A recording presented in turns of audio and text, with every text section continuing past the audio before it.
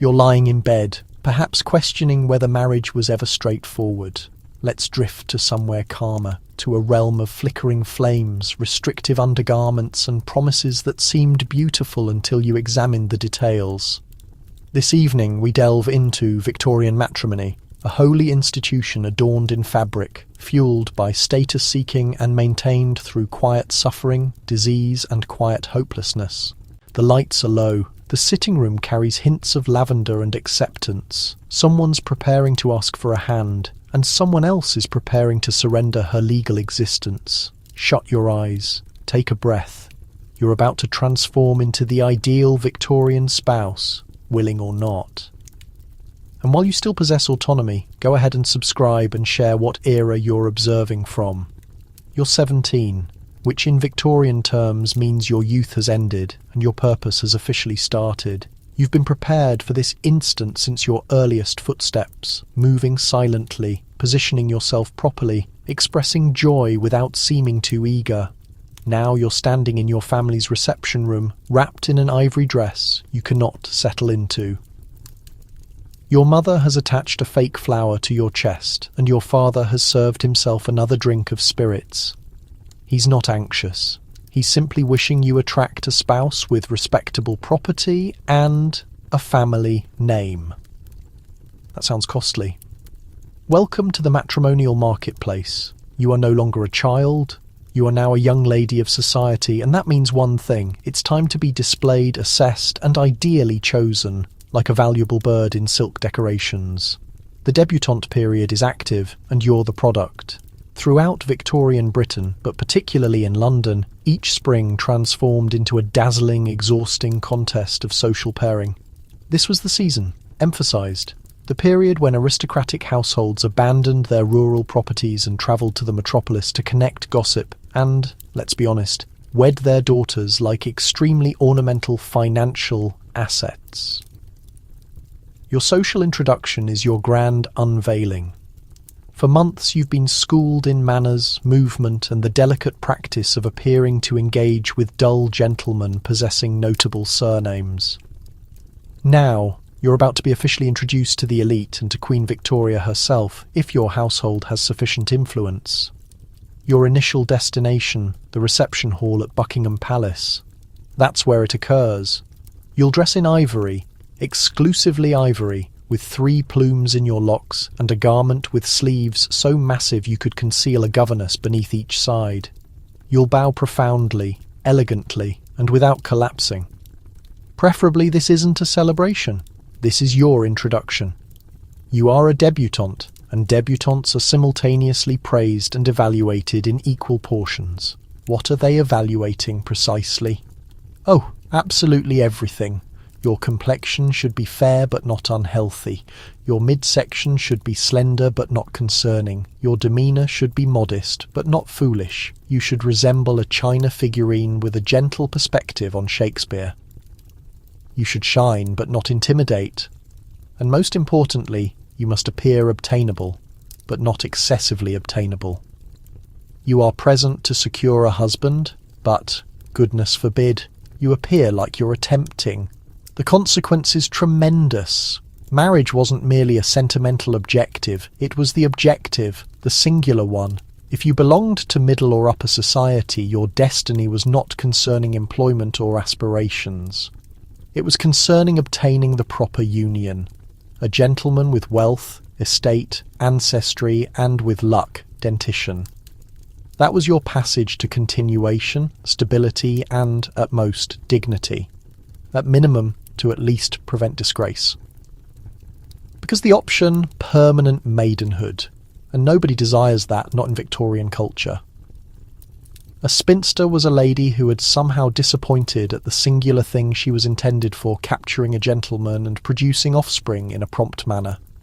She might reside with her relations indefinitely or move between relatives providing complementary childcare and unwanted perspectives. She might needlework, she might pursue charitable activities, but primarily she just dissolves into the background of society. Unwed ladies were subjects of sympathy, or worse, distrust. What was deficient with her? Was she excessively outspoken, excessively plain? Did she study excessively? In the merciless system of Victorian womanhood, a lady's value had an expiration period. If you were unwed by 25, you were past prime, 28, virtually buried. But you are still 17. You possess time. You possess optimism. And, importantly, you possess an ivory dress that irritates your limbs and your chest feels like it's in an ornamental clamp. You will now dedicate your evenings participating in suppers, celebrations, theatrical performances, and, at residences, refined little gatherings organised by ladies who privately wish you wed their relatives' offspring and relocate distant away. Your days are confusion of alterations, botanical displays, equestrian excursions through Hyde Park and concentrated, murmured examination of every suitable gentleman who merely looks in your path. Who is he? How much property does he possess? Is his mother dreadful? Does he participate in gambling or deceive at them? The inquiries never cease. Neither do the evaluations. There's constantly another lady with superior dentition, a narrower waist, or a relative. In the House of Lords, there are guidelines, implicit and savage. You may express pleasure at a gentleman, but not excessively frequently. You may move with him, but not beyond twice in one night.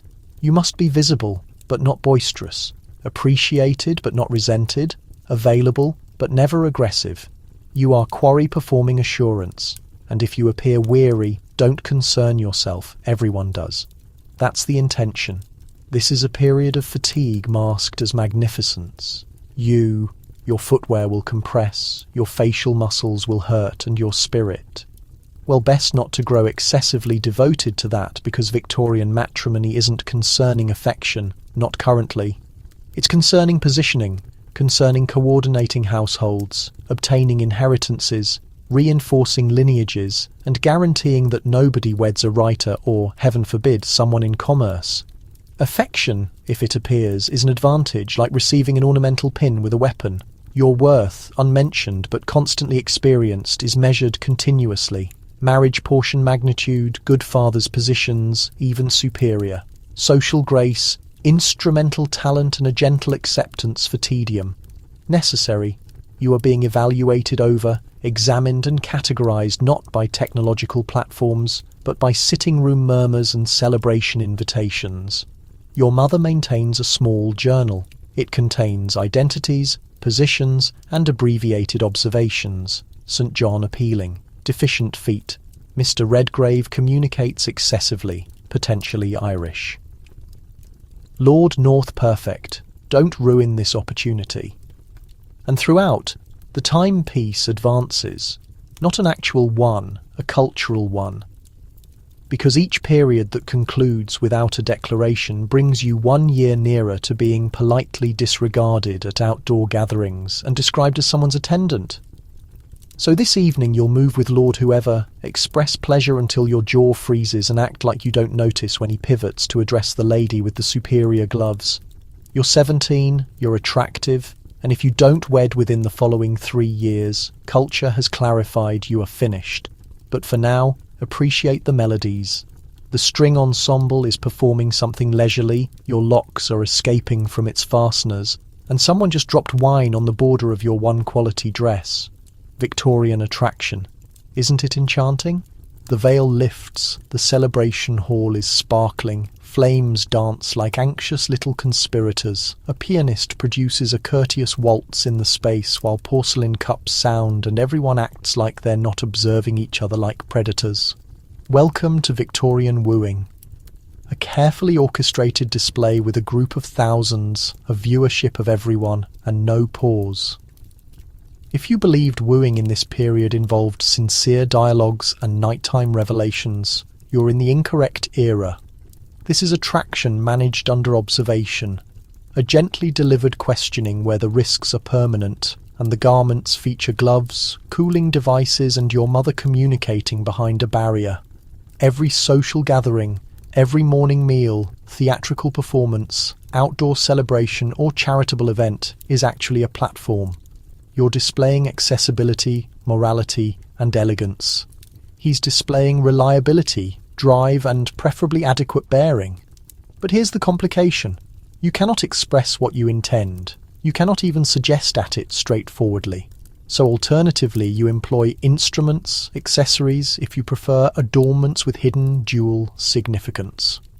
Let's commence with the cooling device. It's not merely an ornamental method to disperse the scent of other people's fragrance away from your nostrils. It's your hidden transmitter.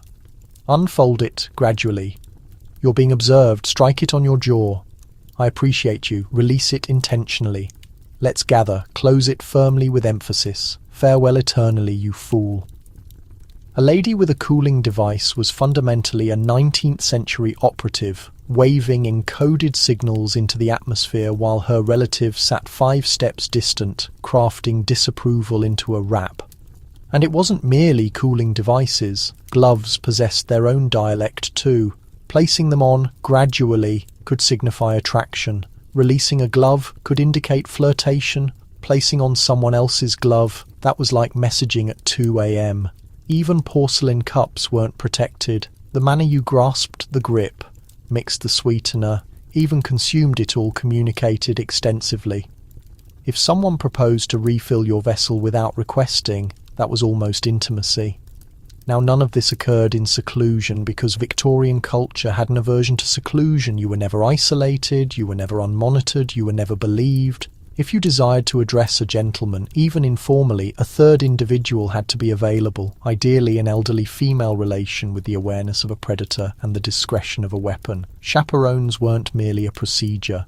They were the virtue authorities, designated like rescuers at a basin, except their responsibility was to prevent you from sentimentally submerging, or more particularly from contacting limbs or displaying fondness of any nature. They were omnipresent, remaining in gardens, lingering near beverage containers, acting like they're not listening while noticeably clearing their passages. They understood every technique, every cooling device movement, every look, every occasion a gentleman presented you his limb for a journey, and you responded affirmatively a bit too rapidly. Ah, indeed, the journey. If you were fortunate, very fortunate, you might be requested on a garden movement in complete sunlight, on a previously sanctioned route, while your chaperone followed behind at a separation she insisted was dignified.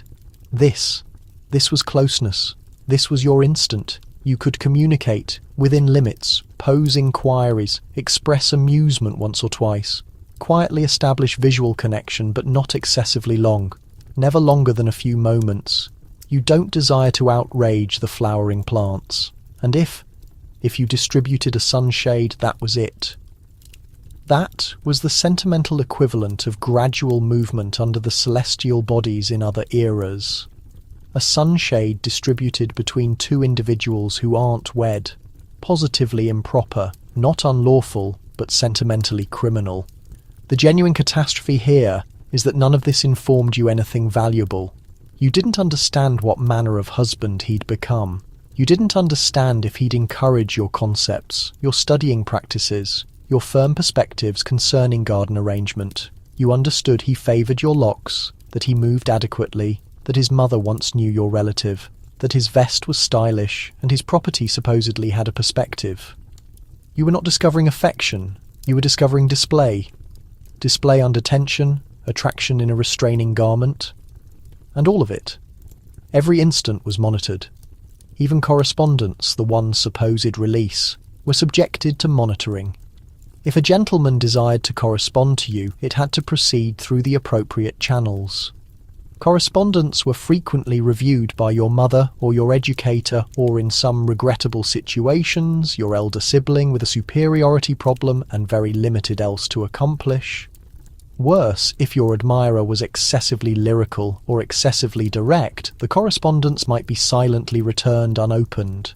Your spirit, it appears, required a mailing location and an appropriate marking. But within all this procedure, something fascinating occurs.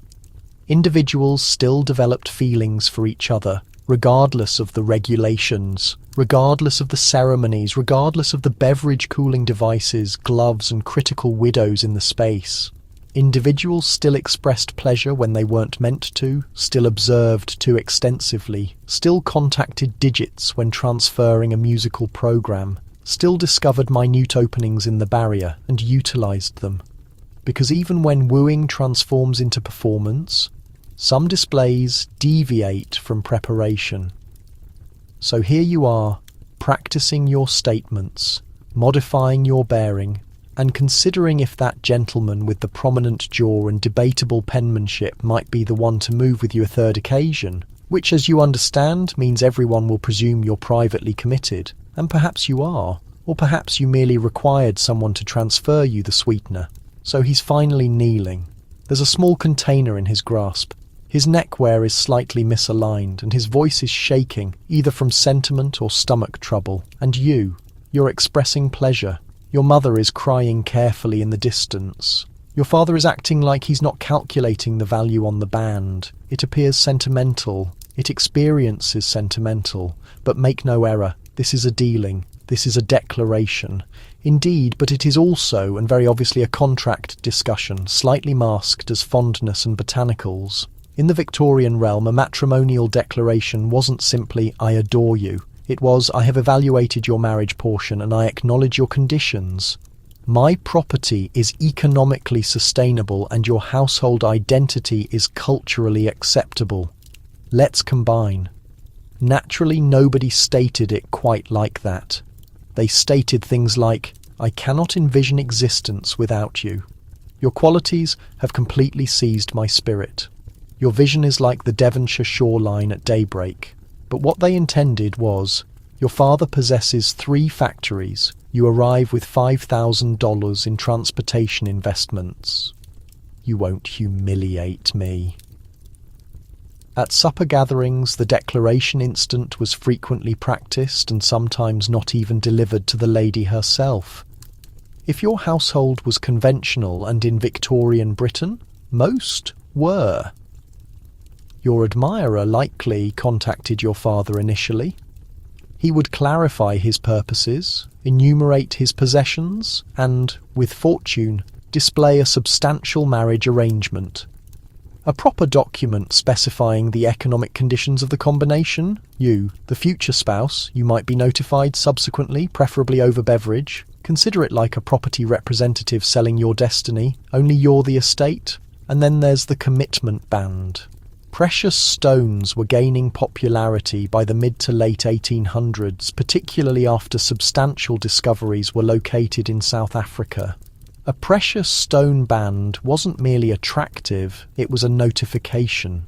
"I can manage to possess you. This limb now belongs to someone. Please begin rehearsing your marking with my surname." In actuality, the band operated as a kind of initial contribution, not merely for the spouse's limb, but her period, her effort, her reproductive capacity, and her cultural compliance.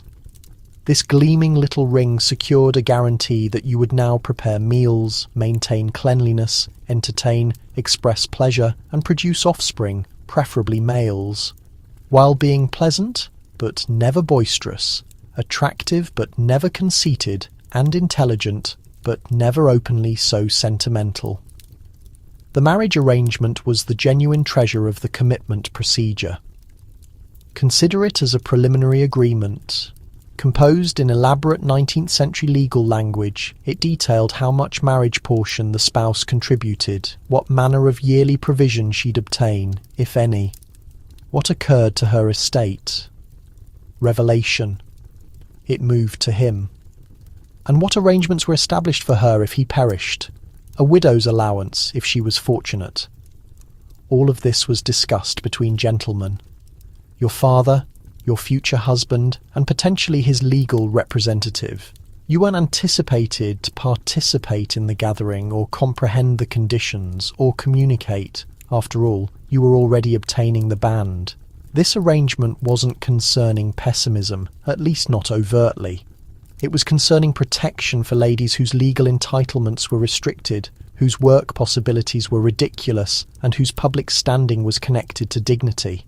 Marriage was continuation. A prosperous, steady husband wasn't merely a sentimental ideal, he was your singular protection arrangement, If your husband perished, the arrangement might shield you. If he abandoned you, you possessed no entitlements, but at least you possessed a provision. If he struck you, betrayed, vanished, or wagered the furniture away, well, hopefully your father had incorporated a substantial provision for extras like self-respect. And once the arrangement was executed, the band praised and your identity stitched into fabric by a relative you didn't especially care for, the commitment could commence. Commitments weren't consistently lengthy. 6 months was standard. During this period, couples might transfer correspondence, experience each other's households, and position awkwardly for images they privately despised.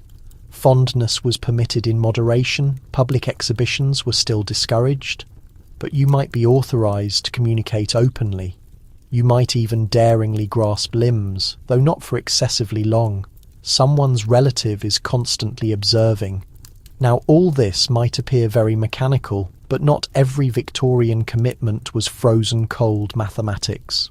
Some couples were genuinely affectionate of one another, some even developed affection, but even then, even when sentiments ran elevated and emotions were authentic, they were still functioning within an arrangement that converted fondness into economic responsibility.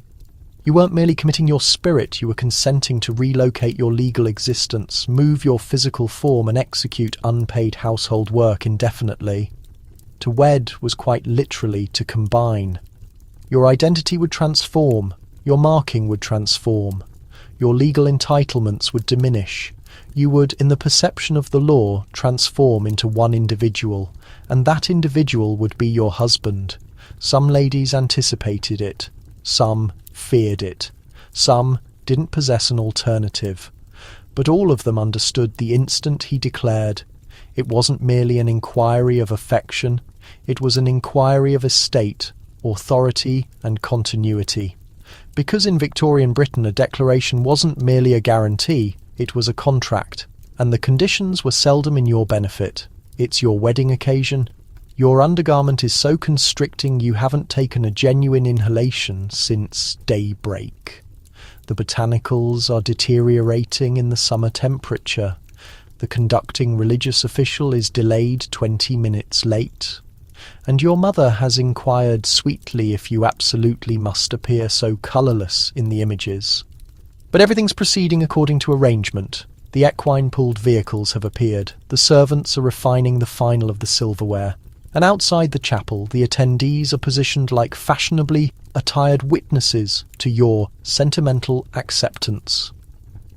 Welcome to Victorian wedding period, a magnificent procession of fabric, display and contained anxiety. Now, weddings in previous eras could be silent occasions, confidential, functional and frequently accomplished with minimal complexity, but not in Victorian Britain. By the mid-1800s, weddings had transformed into extravagant public displays intended to communicate one very significant: we are dignified. We are accomplished. We are executing this properly. And who do we possess to acknowledge for this transformation? Queen Victoria, naturally. In 1840, Victoria wed Prince Albert in a plain ivory silk garment with citrus flower accents. And it generated a fashion upheaval. Ivory, previously worn primarily by those with laundering personnel and a mortality desire, suddenly transformed into the shade of innocence. And if the Queen wore it, you wore it too. Never mind that ivory wasn't precisely functional or complementary or heated. It was monarchical, it was matrimonial, it was now compulsory. And it wasn't merely the garment. Everything concerning a Victorian wedding was intended to communicate cultural standing, from the penmanship on the invitations to the division of the pastry. Weddings were no longer merely concerning combining two individuals. They were concerning combining two households, two fortunes, and two very managed public reputations. The attendee roster was calculated, the location was diplomatic, the selection of food was examined. You didn't merely get wed, you organised a matrimony, and if your household was prosperous enough, Your celebration might incorporate sparkling wine towers, string ensembles, present tables accumulated with silverware utensils you'll never utilize, and at least one relative acting like he's not dissatisfied he wasn't requested to the bachelor gathering. But for all the display, let's be very obvious. Weddings were not sentimental, unrestrained events. You weren't anticipated to weep, express amusement or collapse. You were meant to stay perfectly still, appear peaceful, and speak your vows as if you'd just discovered them and decided not to question anything. Tenderness was acceptable, but only when it was quiet, quick and camera ready. A subtle hand clasp, a lips pressed together smile, maybe a forehead peck if you were feeling daring. Anything beyond that was unseemly. There were ministers watching, and your grandmother. And naturally the wedding wasn't truly for you. It was for the show, the display, the declaration. This was your family's big announcement, their daughter properly positioned after all the preparation, dowries and social gatherings had pointed to this occasion. You were the final result of years of strategy, a living decoration, the walking representation of refinement, tradition and family agreements, and you were supposed to execute it flawlessly. There were social disasters at every turn. Invite too small a crowd and you appear unfriendly. Invite too large a group and you seem eager for approval. Select the incorrect material for your veil. Outrage. Employ the incorrect musician. Gossip for days. And if your husband happened to come from recently acquired wealth, you could actually hear the scandalized gasps ripple through the community. Because Victorian culture wasn't solely about fortune, it was about background narratives, lineage, pedigree, property. Where your wealth originated mattered beyond how abundant it was. Weddings were where those silent criticisms emerged in the guest placement. The disapproving looks, the sudden fascination with your relative's marriage possibilities. The service itself was typically conducted in a chapel, performed with rigid formality and roughly as much emotional connection as a financial review. Vows were uniform. No customized verses or romantic declarations spoken out loud. You were entering a predetermined text, not creating one. The bride was frequently presented by her father because nothing expresses lifelong commitment quite like being transferred like a properly trained hound. You vowed to obey, respect, and sometimes be addressed. While wearing gloves, naturally, and then arrived the moment where you were pronounced wife and husband. No, not husband and wife. That would suggest partnership. The celebration was a whirlwind of speeches, miniature sandwiches, and uncomfortable socializing. You might take one turn on the floor, very carefully, while your aunt remarks loudly about how your husband doesn't appear quite as attractive as he did in the betrothal photograph. There would be dessert, extravagantly layered, excessively frosted, and seldom consumed. There might be presents, mainly domestic objects you didn't select and wouldn't utilize. And then, at last, the coach would appear. Because the closing act of the Victorian wedding was not the embrace, it was the exit. The bride and groom would enter a decorated coach, gesture like lesser nobles, and disappear into their new existence, one built in lace, legislation, and extended performance. So, yes, your wedding was stunning. Your train stretched 12 feet. Your gloves were hand-sewn by a Belgian craftsman with unsteady hands. But beneath the ribbons and propriety, you were now officially someone else's possession, documented, finalized, and socially validated. Hope you execute well. Congratulations. You're wed. The attendees have departed. The dessert is still hardening in the kitchen. Your husband has addressed you as my dear 3 times within an hour, and already begun calling the drawing room his study. But here's the larger reality. You no longer exist, at least not in legal terms. Welcome to the captivating, disturbing realm of coverture, the Victorian legal principle that gently, courteously, and with flawless penmanship removed married women from legal documentation. Let's examine it closely. Under coverture. When a woman wed a man, they became one legal entity.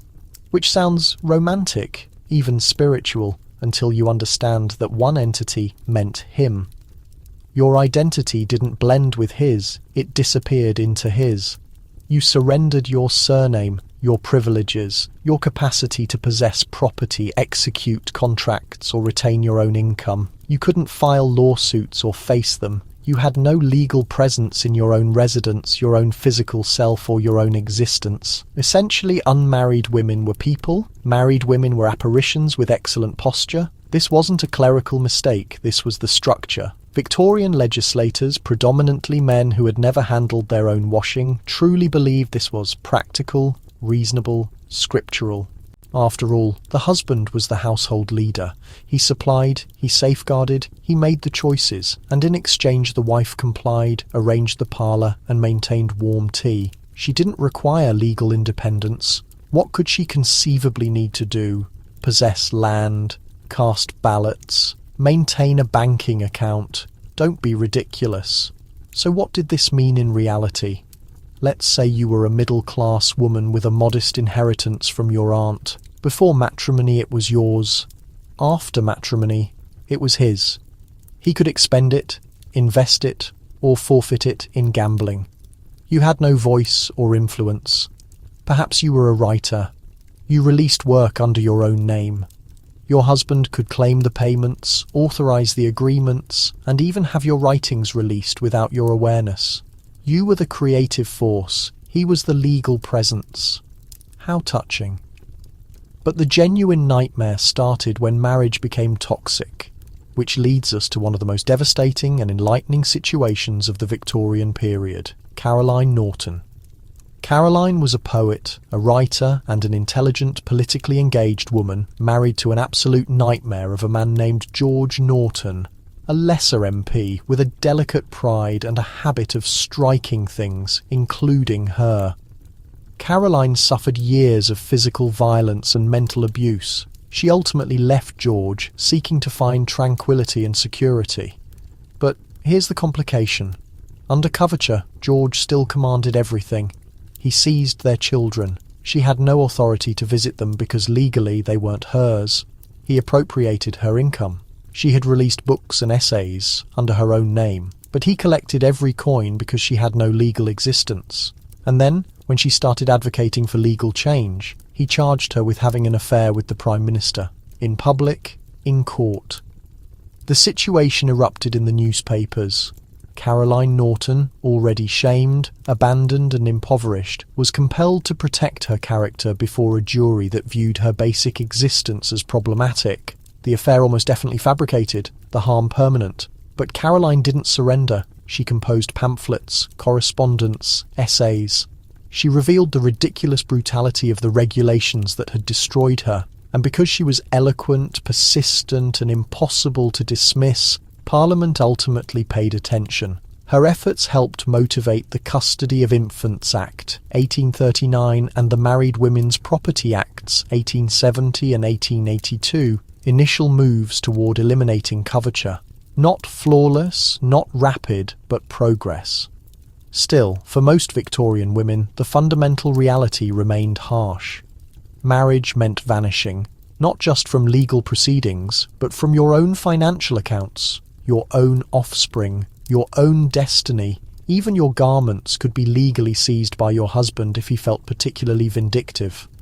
And if you abandoned him without his consent, you could be detained for abandonment. You'd be returned, frequently by force, and expected to conform. Now, some households tried to circumvent the arrangement. Prosperous fathers might include provisions into marriage agreements permitting their daughters to maintain certain assets or manage small funds. But even those safeguards could be fragile and frequently relied on your husband's readiness to respect them. If he disregarded the conditions, good luck bringing him to court. Remember, you can't take legal action against him because according to the law you are him, and taking legal action against yourself would be both futile and draining. This legal disappearing trick didn't just impact finances, it impacted security, liberty, worth. Women caught in violent marriages had no options, no means, no rights to their offspring, no shelter from the man legally regarded as their protector. They were supposed to tolerate quietly, graciously, no matter what. and society naturally praised their strength while quietly criticizing them for choosing unwisely. So if you've ever questioned why Victorian women produced so many passionate novels, furious journals and letters concealed beneath floorboards, this is the answer. Because they were inhabiting ghost narratives, confined in houses they couldn't escape, using names they didn't select, conversing softly in spaces where their opinions didn't register. You may have said I do, but the law said you don't. You don't count, you don't possess, you don't exist. But don't fret, you're married and you should be thankful. Congratulations once more. You endured the wedding. You've accommodated to your new legal condition, that of a pleasant legal fiction. You've placed your bonnet near the entrance, removed your embroidery threads, and now arrives the actual work. No, not employment. Don't be absurd. Your existence is the employment. Because being a Victorian wife isn't about settling into a life of comfort. It's about transforming into the unpaid executive of a very challenging, very critical household operation. One that arrives with no wages, no breaks, and a performance assessment every time the lamb is somewhat dry. Let's begin with the evident. If you're middle or upper class, you don't wash floors or handle laundry yourself. You have workers for that. A modest collection of maids, cooks, scullery girls, and, if you're unfortunate, a footman who's far too attractive and realises it. But make no error, you supervise them. You are the commander, the supervisor, the domestic tactician. Your day starts early, not with stretching or reflection, but with a rigid-backed inspection through the residence to examine the fires, the breakfast service, and the condition of the guest linens. You must organise the day's courses, the evening's visitors, the seating configuration, the dinnerware, the flowers, the atmosphere, the weather, the temperament. You must guarantee the soup is delivered hot but not burning. The lamb must appear pink but not blushing, the silverware must be flawlessly positioned, and the dessert should neither shake too much nor upset the reverend's sensitive stomach. And that's just Wednesday. You handle the household finances, but you don't command the funds. That's your husband's domain. He authorises the payments, you simply extend them. You monitor expenses, you bargain with merchants. You resolve minor conflicts between the upstairs maid and the cook, both of whom despise each other, but are too refined to express so in front of the silverware. You're also responsible for decoration. If a guest enters and notices a drooping bouquet or an outdated rug, you will be held accountable. Not the footman, not the gardener, you. Because the residence mirrors the wife. Is it welcoming?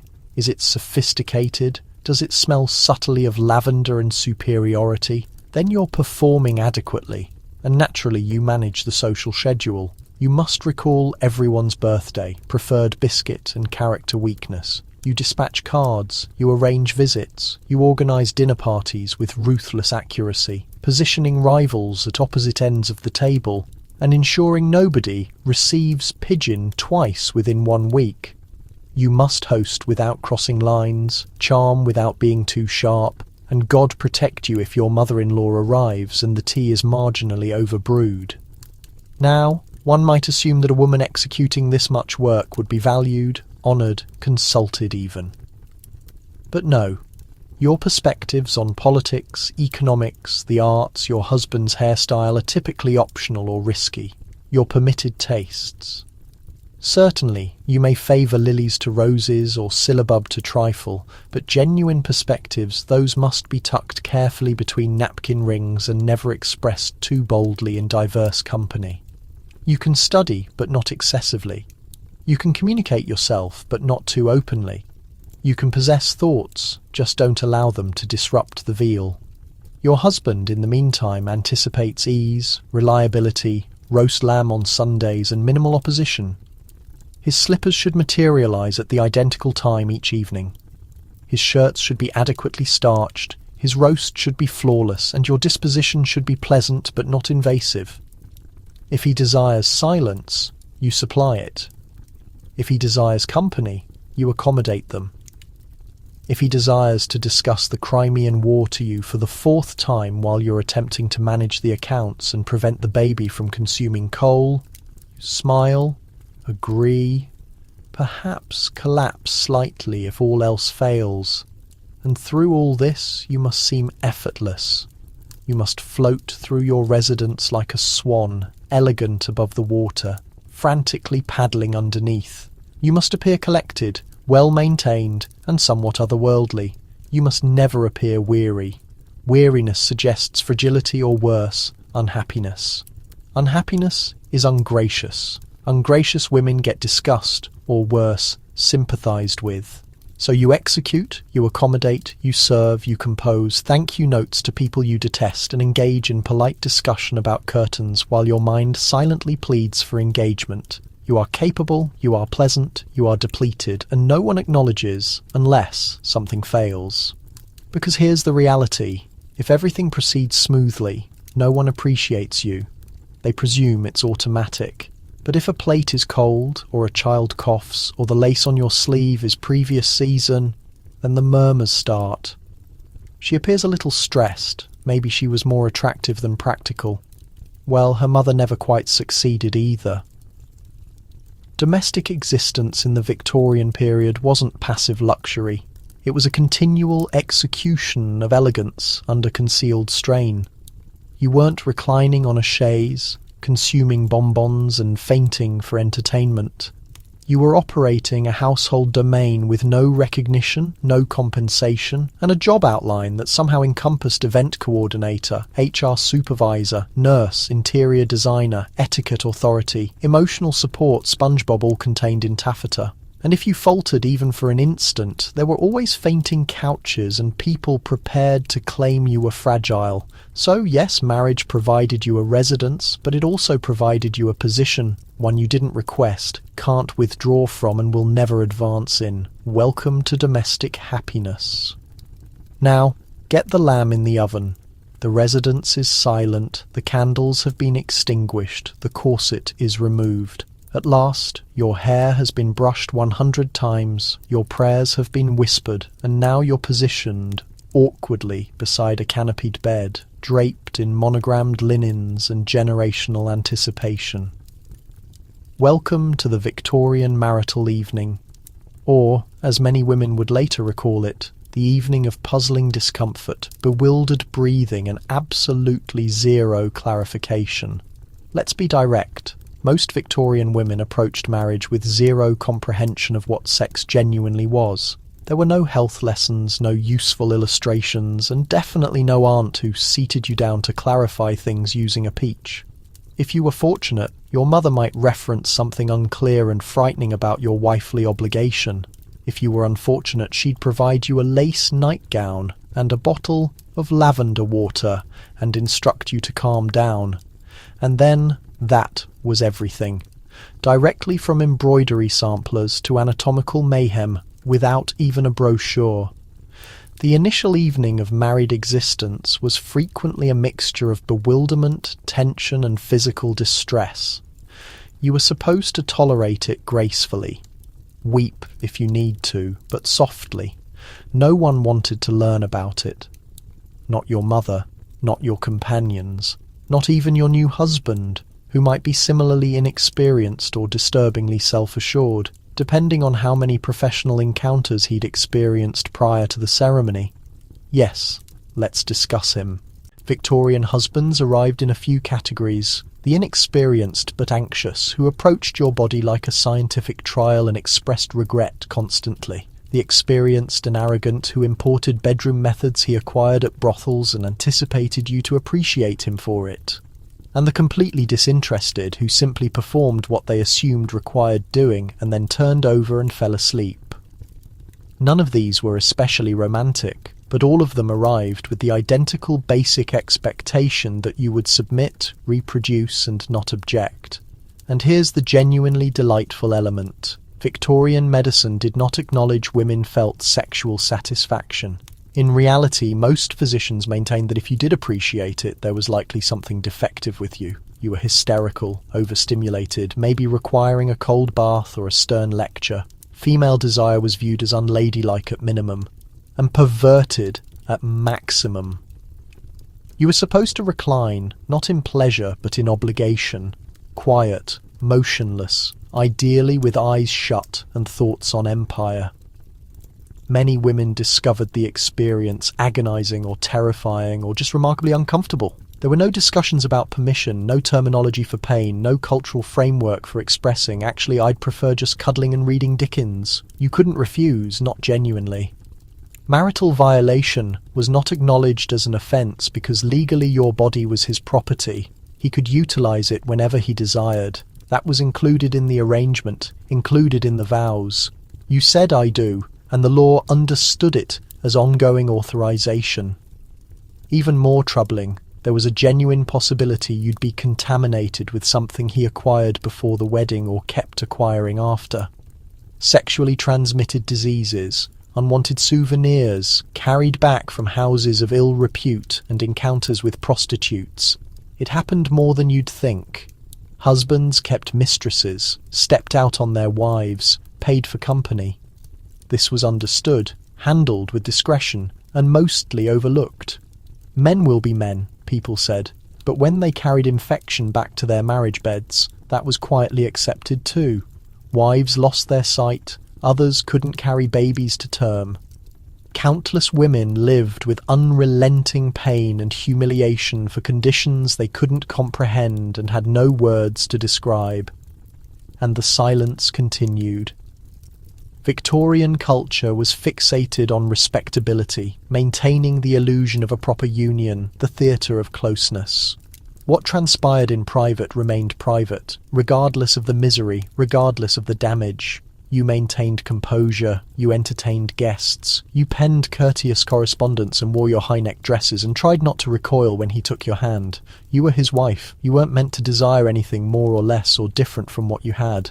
So the marriage bed transformed into its own silent war zone, a space dominated by quiet, where your physical self was simultaneously everything and nothing, where demands were constant, understanding was absent and control was impossible. A few couples made it work. A few discovered tenderness, perhaps even warmth, but plenty didn't. Plenty existed in decades of hushed bewilderment, of separation, of humiliation they had no language for, and every single one, each wife, was required to act as though everything was wonderful, to tend the lamps, to replace the bedding, to appear luminous at the morning meal and announce, "I'm positively radiant."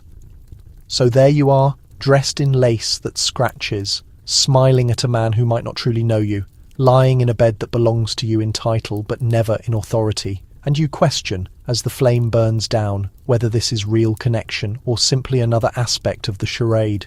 So you've started the fire, arranged the sheets, survived a wedding ritual, a legal erasure, a thoroughly disappointing first experience with marital relations. And now, right when you're getting used to your new position as ornamental household administrator with no voice, your husband delivers a little something unexpected, a gift, a memento, a medically unwelcome visitor. Welcome to the hidden truth of Victorian sexually transmitted infections, where bordellos were thriving, husbands were privately reckless and wives bore the consequences silently, agonizingly and with nowhere to turn. Let's start with the double standard. Victorian culture held female purity sacred. A respectable woman was reserved, virtuous and absolutely faithful. Men, on the other hand, not quite. Prostitution wasn't just accepted, it was quietly viewed as a masculine requirement. Of course, men would be men. They had urges. Better they visit a whorehouse than pursue decent women, or even worse, marry without releasing those urges first. So brothels thrived. In London specifically, by the middle of the century, there were thousands upon thousands, some hidden, some lavish, some absolutely horrifying. The women working there, frequently destitute, abandoned, deceived or forced into it. Plenty were children. Plenty were dependent on substances, brutalized or cast aside the instant they fell ill or became pregnant. Polite society never mentioned them, yet they existed at the edges of every proper gentleman's world. The darkness beside his social club, the companion to his evening smoke, the afterthought to his unmarried years. And after marriage, he didn't necessarily stop going because conjugal relations were about procreation, not enjoyment. It was obligation, it was mechanical. It didn't fulfill in quite the same manner. So plenty of men kept visiting brothels even after their wedding vows, frequently without protection, because contraception was seen as crude or pointless, or in certain instances somehow less masculine, which leads us to the aftermath. These infections, syphilis, gonorrhea and their delightful companions, spread like hushed gossip behind closed doors. Signs were routinely dismissed until the damage was irreversible, and when these husbands carried diseases back to their wives, which happened constantly, the destruction was catastrophic. Wives developed open wounds, burning temperatures, damage to their nervous systems. Countless women lost pregnancy after pregnancy or gave birth to dead infants. Some transmitted infections to their newborn children, whose fragile bodies couldn't withstand the assault. Babies perished, mothers endured agony, and the silence persisted. Because speaking meant pointing fingers. To point fingers at your husband for frequenting a brothel meant blaming yourself for disappointing him, for being distant, unresponsive, or inadequate. Physicians, when they were involved, frequently participated in the cover-up. Some gently attributed it to overexertion, environmental factors, or nervous disorders. Others discreetly recommended mercury-based remedies that were nearly as deadly as the illness itself. That's right, mercury. The treatment was essentially toxic. Caustic ointments, internal irrigations and punctures that resembled torture devices, not medical care. Certain women received treatment in hiding. Others were committed to institutions when the brain damage from advanced syphilis emerged, confused with insanity, dismissed as women's hysteria. And who received the blame? Never the men, the women, every time. The sex workers were labelled contaminated, the wives were labelled fragile. But the men, what were they exactly? Thoughtless romantics. Their actions were excused with sayings like "men will be men." He's got a wild streak. She pushed him to it. Nobody dared imply a gentleman might be spreading infection. That would be offensive. Easier to claim the wife had women's problems and move on. The government's approach, true to Victorian character, strategically cruel. In 1864, Britain enacted the Contagious Diseases Acts, regulations that permitted authorities to forcibly inspect and confine suspected prostitutes for disease. No documentation, no accusation, merely suspicion. If determined to be infected, women faced imprisonment in specialised hospitals for months on end. No consequences for the men who gave them the infections. No examination of the military men, office workers or physicians who patronised them. Exclusively, the women faced punishment because women were the threat. Men were simply slaves to their natural desires. And the wives? Zero safeguards. No assistance networks, no counsellors, no informational materials describing symptoms. No legal basis for ending the marriage in most situations, unless you could demonstrate violence or infidelity with witnesses present. Even succeeding meant facing social destruction.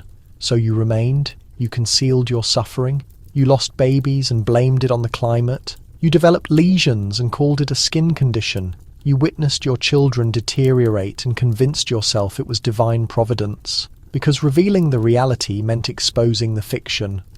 And the fiction was that your union was honourable. Not every man was unfaithful, not every woman was suffering, but the structure was designed to maintain silence. Proper society refused to recognise what was rotting under the surface of lace and decorum. They demanded pristine drawing rooms, manicured gardens, and glowing wives with rosy complexions and no inquiries.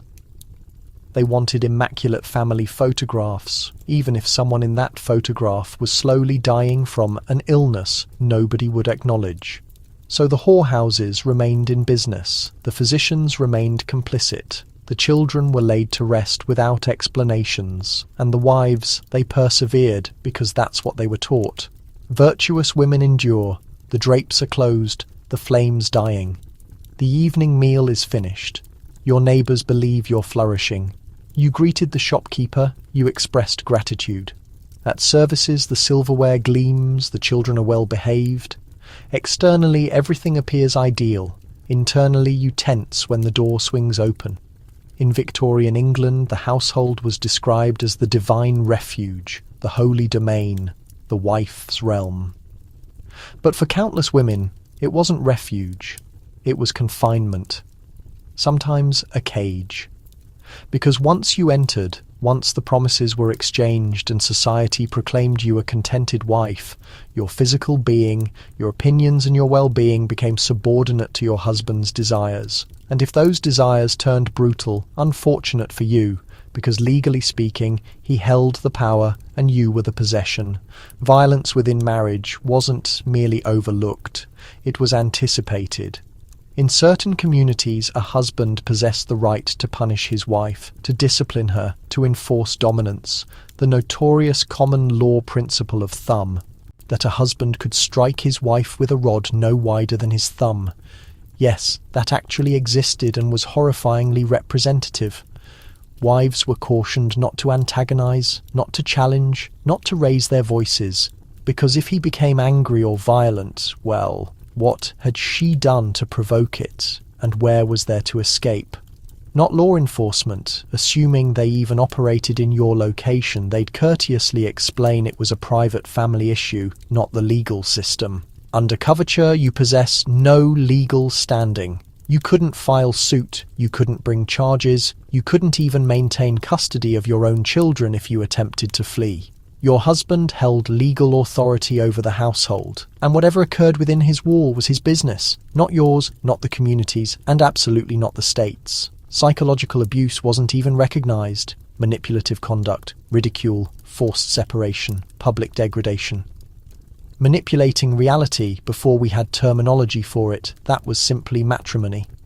You were instructed to be forbearing, to maintain harmony, to pray more fervently, to avoid provoking him when he was exhausted or anxious or intoxicated or let down. That supper wasn't exactly how his mother prepared it in 1813. So what were women's options? Some attempted escape, only to be hauled back through legal means or brute force. Some bore it quietly, crumbling bit by bit beneath pleasant expressions and afternoon visits.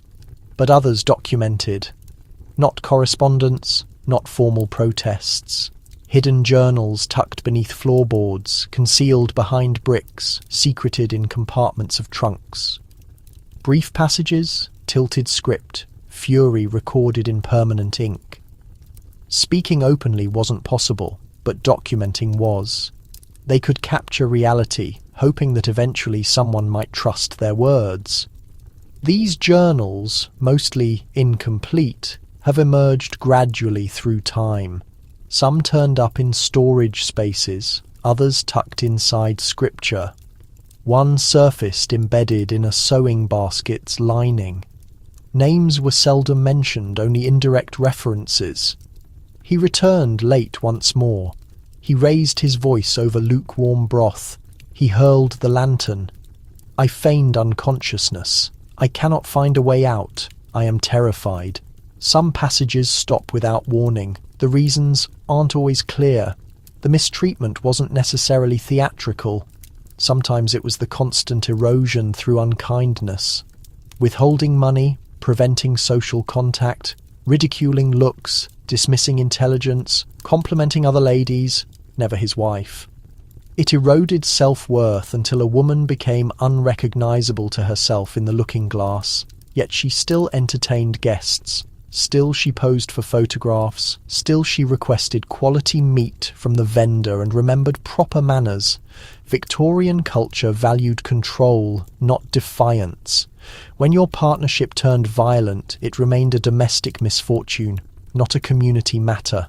And during those unusual instances when a woman found belief, she typically received sympathy, carefully from afar, but she also became marked, imperfect merchandise, emotionally fragile, possibly somewhat theatrical. Women attempting to raise their voices were classified as troubled, sensitive, or even worse, unappreciative.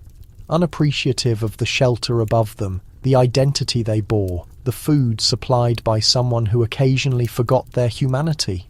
There were no safe houses, no crisis lines, no escape strategies.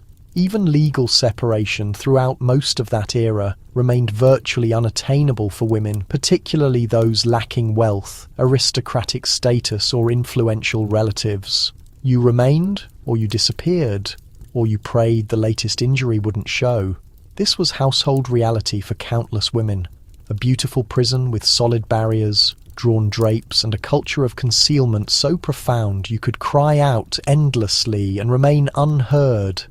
But the journals prove they were crying softly, eloquently, desperately. They documented their reality and wished the ink would outlive their whispers, and frequently it has. Let's discuss the topic Victorians obsessed over while acting like it was invisible. Expecting a child.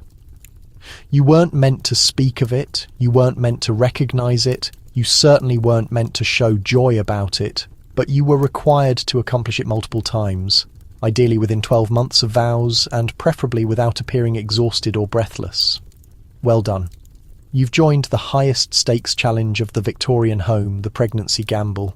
You understand, in Victorian times, matrimony wasn't simply about partnership or position. It concerned perpetuation of lineage, of properties, of names etched onto building facades. Nobody requested permission for your fertility. That represented valuable territory. Your responsibility: populate the children's quarters, frequently without fanfare, with composure, ideally male heirs, no expectations. Naturally, nobody clarified how conception occurred. That would have demanded a degree of candour the Victorians weren't emotionally prepared for. Women married with zero understanding of reproduction, zero access to contemporary healthcare, and a vague notion that something would simply occur once promises were exchanged and the uncomfortable intimacy started. And frequently it happened, because dependable contraception didn't exist. Actually, there were products that pretended to be. There were protective sheaths, insertable devices, interrupted methods and guidance involving acidic solutions, absorbent materials, and wishful thinking. But honestly, none worked reliably, and therefore most women conceived repeatedly without pause. The typical Victorian mother might bear 6 to 10 offspring. Some delivered more, some delivered less, frequently due to failed pregnancies, infant death, or maternal fatality. Because, let's be absolutely transparent, expecting was hazardous. Prenatal monitoring essentially didn't exist. You weren't examined by a physician unless something looked obviously concerning, or you possessed resources and influential contacts. Most deliveries occurred at residences, frequently assisted by a birth attendant who might or might not have received any proper instruction beyond personal history and a resilient disposition. Relief from suffering, uncommon, promoted, hardly. Suffering was deemed virtuous, scriptural evidence that you fulfilled your obligation. Some women pleaded for anaesthetic during delivery and were denied. Others simply cried into the closest fabric and wished for conclusion. And when complications arose, well, that represented divine intention. Blood loss, contamination, wrong positioning, convulsions, all widespread, all frightening, all profoundly misinterpreted. Numerous women perished during or following delivery. Even more experienced permanent damage, pelvic injury, organ displacement, internal tears. But these topics weren't raised during social gatherings. You were anticipated to heal silently, tend your offspring, and ready yourself to repeat this within 12 months. And the expectations? Overwhelming. If you couldn't conceive promptly, you received pity, became gossip fodder, were prescribed supplements and relaxation treatments because culture presumed any reproductive difficulty must originate with you. A flawed system, insufficient vitality, reproductive organs requiring correction or repositioning. Your spouse never suspect, even while consuming endless tobacco, ingesting toxic medications for anxiety, and barely engaging. Obviously the fault lay with you. And if you didn't desire offspring or preferred limiting them, well, that was inconceivable. Raising children was viewed as a woman's ultimate purpose. Declining it or even restricting it was considered selfish, disloyal, and suspiciously continental. You were anticipated to radiate, to surrender everything, to dedicate your entire existence to motherhood with elegance and passion, even after burying your third baby and experiencing 5 years without rest. But here's the contradiction. After having those offspring, you didn't automatically nurture them. Not personally, not completely. Wealthy households hired nursemaids, tutors, and caretakers. You remained accountable for significant matters, like choosing names, dressing them in miniature nautical costumes, and ensuring they didn't perish from embarrassment. But the everyday embraces, chaos, outbursts, and midnight illnesses, frequently outsourced, that is, unless you belonged to middle or labouring classes. Then you received no assistance, no servants, no compassion, just an endless succession of infants, young children, and criticism. And throughout everything, the danger persisted. Because delivery wasn't the conclusion of peril, it marked the start of another. Postpartum mental struggles weren't recognised. Sadness might be observed, but primarily dismissed. And maternal death from post-delivery contamination, puerperal fever, killed thousands. One contaminated tool, one unsanitary touch. That's what it required. Yet culture persisted in glorifying the Victorian mother as perfection, peaceful, inexhaustible, and instinctively content, even while grieving deceased children, even while fearing another pregnancy, even while writing journal passages like, "I fear the season, I fear the quiet," because she couldn't voice aloud, "I am terrified of childbirth again." So you've completed your obligation. You've become a spouse. You've survived the bedroom encounters, and now you're expecting again. The community is delighted, the caretaker is prepared, and you're simply hoping this time proceeds better than previously because nobody discusses how it went previously, not near the fine dishes. You've attempted everything. You've maintained polite expressions through the quiet, survived the bedroom performances, entertained company while suppressing profound anxiety, endured the pregnancy lottery and the social disease consequences. You've studied scriptures by dim light and concealed your journal beneath a plank. And now, at last, you've reached your threshold. You desire freedom, which indicates you're prepared to pursue the most challenging, disgrace-laden, legally complicated route a Victorian woman could attempt. Legal separation. You'll probably fail. Let's begin with fundamentals. Prior to 1857, legal separation wasn't merely unusual, it was practically unachievable. Unless you possessed extraordinary wealth and, crucially, were male, you couldn't simply approach a court. You needed to petition the legislature, yes, the actual legislature, to authorise a special measure dissolving your union. As in, the esteemed lord whoever formally requests legal authorisation to cease pretending his spouse isn't involved with the household staff. It was costly, public, humiliating, and it remained a benefit granted almost entirely to men. So what shifted in 1857? The matrimonial legislation, a revolutionary change that pulled marriage regulations out of aristocratic privileges and into legitimate courts. Now, for the first time, ordinary citizens could pursue legal separation through proper procedures. Men could file based on infidelity alone. Women, conversely, needed to demonstrate infidelity, plus additional offences. Violence, incestuous relations, animal relations, multiple marriages, unnatural acts, or complete abandonment. Simply discovering him in bed with household help wasn't sufficient. You required physical evidence. You required testimony. You required documentation. And preferably, a male servant who witnessed everything and could testify while maintaining composure before a panel of Victorian magistrates. And oh right, everyone would discover it, because separation cases were public theatre. Courtrooms overflowed. Publications printed sensational details. Your intimate tragedies became mass entertainment. Your personal matters were broadcast in newspapers. Let's examine an actual case. Mrs. Caroline Norton, an exceptional author, society figure and unfortunate spouse of George Norton, someone who transformed being an awful husband into a career. When Caroline departed following years of mistreatment, he struck back by accusing her of infidelity, with the nation's leader no less, destroying her standing. And since she possessed no legal identity, claiming complete custody of their sons, she couldn't pursue separation, she couldn't retrieve her boys, she couldn't generate income independently, all because her husband, legally, represented her. Caroline ultimately became an advocate for women's protections, but not before enduring years of public shame and devastation simply for attempting departure, and she was among the fortunate ones.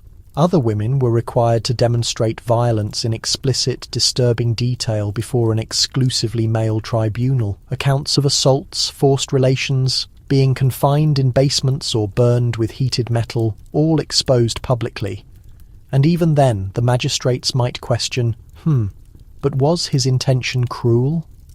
Many women were instructed to return home, work harder, be more compliant, perhaps prepare his dinner precisely as he prefers. Because in Victorian culture, matrimony was permanent, even when permanence was a gradual daily nightmare. And if you achieved separation, best wishes recovering. Socially, separated women were frequently perceived as morally questionable, emotionally unstable, risky to include at social functions. They were too sorrowful for married ladies and too controversial for unmarried gentlemen. You could be rejected by neighbours, congregations, even your relatives. Employers might decline employment. Companions might cease visiting, the charitable. Ladies might discontinue delivering extra pastries. Because according to respectable society, you had failed at the singular thing women were meant to excel at naturally: maintaining a man peaceful, faithful, and presentable. Men experienced better outcomes. A separated man might generate whispers, certainly, but differently. He was a survivor, a widower by circumstance. He might remarry, begin anew, restore social position, the woman probably labelled permanently. Even custody arrangements disadvantaged you. Until the late 19th century, fathers possessed automatic authority over children, even if they were violent, unstable, or cohabiting with a mistress. A woman held no legal entitlement to her own children unless her husband permitted it. And if she departed, she might never encounter them again. Some women remained in abusive partnerships for decades, simply to stay near their offspring. Others fled and spent their remaining years writing unreturned letters and following rumours about where their sons and daughters had been relocated. So, yes, legal separation existed, technically, but for most women it was a legal labyrinth with no clear paths. You could attempt navigation, you could gamble everything, but you might forfeit your residence, your children, your identity, your respectability. And even if you succeeded, you still lived with the murmurs, the looks, the sympathetic glances over refreshments. Matrimony, they declared, was eternal. What they omitted was that for women, particularly unhappy ones, eternal could resemble a lifetime imprisonment without release. There's something in the refreshment tonight. No, seriously. It's without taste, without scent, readily obtainable and placed discreetly inside the decorated teacup of your local minister's spouse.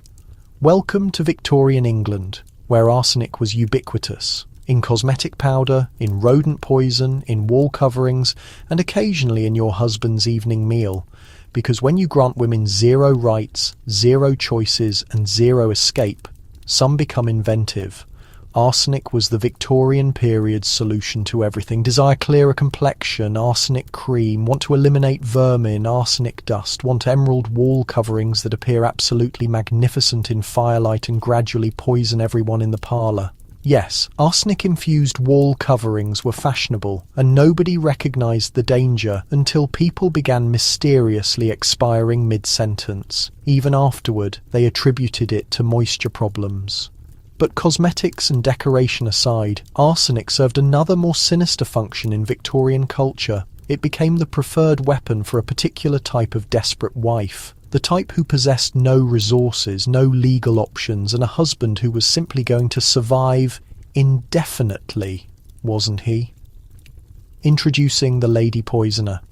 She appeared innocent, she was courteous, she served refreshments, she needle-pointed cushions, and occasionally she gradually, deliberately eliminated her spouse. Was it widespread? Not extremely, but it was frequent enough that it captured public fascination. Like flame to fabric, the mid to late 19th century witnessed a surge of poisoning hysteria. Publication headlines, horrified about murderesses in head coverings, lethal daughters of Eve and the silent assassin in the cooking area. The most frightening aspect, you couldn't detect it. There were no weapon marks, no forced entries. Simply a man becoming weaker, more pallid, more exhausted, until one day he grasped his abdomen after morning meal and collapsed before the final course. Consider Mary Ann Cotton, for instance. She was composed, fashionably dressed, and potentially Britain's most deadly female multiple killer. Between 1852 and 1872, she is believed to have poisoned up to 21 individuals, including 3 husbands, a paramour, multiple children, and her own mother. Her reasoning, insurance collections, and possibly also the minor matter of intolerable men. She utilised arsenic like some people utilise fragrant candles, consistently, discreetly, and with fatal precision. When she was ultimately captured and executed in 1873, the public was astonished, but also captivated, because she didn't resemble a killer. She resembled someone who'd inquire if you desired additional preserves. And that was the difficulty. Victorian culture didn't understand how to process female offenders, particularly ones who killed without violence or scandalous emotion. Men used blades, men fought duels, men assaulted their wives or employed criminals. But women, they poisoned silently, gradually, frequently, with a pleasant expression and a refill of refreshment. The press didn't simply report these incidents. They consumed them, serialized them, embellished them, transformed them into cautionary narratives with restrictive undergarments and cooking implements. Every woman became questionable. Every husband's digestive discomfort became a legal proceeding waiting to happen. Naturally, not every death was homicide. Some women were falsely charged, casualties of inadequate science, bad fortune, or simply existing near a deceased man with stomach problems. Remember, arsenic was everywhere. In nourishment, in colorants, in cleaning supplies. You could expire from inhaling too close to a fashionable curtain. But once the hysteria began, nuance disappeared completely. Any woman with a deceased husband and a questionable history could be labelled a Lady Macbeth. And the paradox? Many of these women possessed no alternative. Legal separation was almost unachievable. Household abuse was overlooked. Legal safeguards didn't exist, and physicians rarely acknowledged women until they collapsed or bled on something valuable. So for some, poison wasn't simply an act of homicide, it was an act of liberation. A method out of a dwelling that had become a cell, a life that resembled a punishment, a partnership where every day meant quiet, disgrace, or worse. Not defending it, just providing context. The Victorian public naturally viewed things differently. They desired monsters, they desired criminals in petticoats, they desired to be scandalised, but securely from a distance with refreshments and biscuits. And so, actual women became tabloid warnings, fictionalised, vilified, erased. Except for the portion where they were utilised to strengthen the identical old narrative. Observe what occurs when women get notions. So tonight, if your refreshment tastes somewhat acrid, don't worry. It's probably just the wall coverings. Let's pause momentarily. You've spent the previous 2.5 hours navigating through restrictive garments, legal ownership, tribunals and arsenic. You've survived lace, sleeping garments, childbirth complications and the social disease situation. It's been bleak. But here's the reality about Victorian matrimony. It wasn't entirely horrific. It was predominantly horrific, certainly, but not entirely, even within a framework designed to restrict, silence, and occasionally poison you. There were still glimpses of something gentler, affection, tenderness, defiance, optimism. You just needed to look carefully. Because yes, some Victorian couples actually genuinely cared for each other, not in a fireworks and slow dancing in the rain sort of way. This wasn't some Jane Austen adaptation. But they had things in common. They conversed, they chuckled, they exchanged letters that didn't start with Sir and conclude with your obedient servant. Actually, the late 1800s witnessed the emergence of a fresh concept. The companionate marriage. It was still uncommon, but it was gaining traction. The notion that a husband and wife could be companions, partners, intellectual equivalents. They might enjoy books together. They might parent children as a unit. They might, in hushed voices, debate politics or philosophy, though never at the dinner table, naturally. There were still proprieties. Love letters turned into a refined art form. Without actual liberty, words became defiance. A single phrase, "I think of you when the light filters through the lace," could signify more than any public display.